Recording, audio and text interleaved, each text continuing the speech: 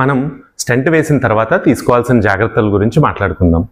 Stent తర్వాత రొటీన్గా blood thinners అంటే యాంటీప్లేట్లెట్స్, స్టాటిన్స్ కొలెస్ట్రాల్ తగ్గే మెడికేషన్స్ రొటీన్గా ఇస్తారు. ఈ మెడిసిన్స్ ఎప్పుడు డాక్టర్ సలహా లేకుండా ఆపకూడదు. బ్లడ్ థిన్నర్స్ రక్తం పల్చగా ఉంచడానికి హెల్ప్ చేస్తాయి. అలా ఉండడం వలన చిక్కబడకుండా క్లాట్స్ ఏర్పడకుండా ఉంటాయన్నమాట. అలాగే కొలెస్ట్రాల్ మెడిసిన్స్ కూడా కొలెస్ట్రాల్ని తగ్గించి బ్లాక్స్ మళ్ళీ వచ్చే అవకాశాన్ని తగ్గిస్తాయి. సో ఈ 2 మెడిసిన్స్ మాత్రం ఎట్టి పరిస్థితుల్లోనూ సలహా లేకుండా ఆపకూడదు. అలాగే అదర్ మెడిసిన్స్ కాకుండా మిగిలిన జాగ్రత్తల పరంగా డైట్ అండ్ ఎక్సర్సైజ్.